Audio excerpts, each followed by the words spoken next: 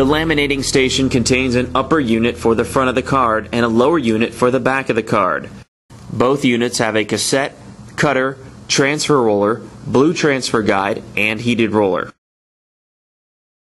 The cassettes are similar, but not interchangeable. Use the upper and lower labels and the color-coded dots for guidance. The upper has a red dot and the lower has a yellow. When one of the laminate cassettes is empty, the warning message appears on the computer screen and the media light on the printer turns on. Remove the empty cassette by flipping the latch to a full vertical position and then pull the cassette straight toward you and clear of the printer. If you feel resistance, laminate is probably attached to its core. Just gently pull the cassette until it comes free. Now remove the transfer guide by flexing the spring clip and pulling the guide straight towards you. After removing any scraps or debris, replace the transfer guide with the spring clip properly seated at the back of the guide. Also, make sure the top edge of the transfer guide is outside the fixed area next to the cutter. To open the cassette, grasp the two halves firmly with your finger and pull open just like you would a clamshell. Discard the used core and then position the open cassette with the white wheel on top. Next, place a new roll of laminate in the cassette so that it feeds out towards you and out over the lower lip of the cassette.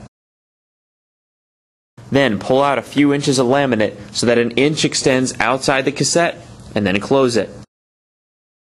Next, rotate the core to reel in the laminate, stopping when the end of the laminate is even with the lip of the cassette. The end of the laminate must be even. You should cut off the edge if it is crinkled or uneven, and then rotate the core until it is even with the lip of the cassette. If the laminate stops suddenly as you pull it out of the cassette, the laminate roll was installed the wrong way. The spring-loaded tap has snagged one of the notches on the end of the laminate core. If the laminate has been correctly installed, there will be no resistance. The laminate for the front of the card is full width. If the card has a signature panel or mag stripe, the laminate for the back of the card will have a narrower width. If there is no signature panel or mag stripe, the back laminate will be the same width as the front. Narrow width laminates are installed in the lower laminate cassette. The lower cassette has an edge guide to keep the narrow laminate on track. Make sure it is in the correct position, one of two, for the laminate that you are using. If not, carefully pry it loose, then reinstall. Before installing the cassettes, make sure the laminate doesn't protrude beyond the cassette lips. Insert each cassette into its black molded pocket, noting upper and lower cassettes. Close the cassette hatches, then close the main cover.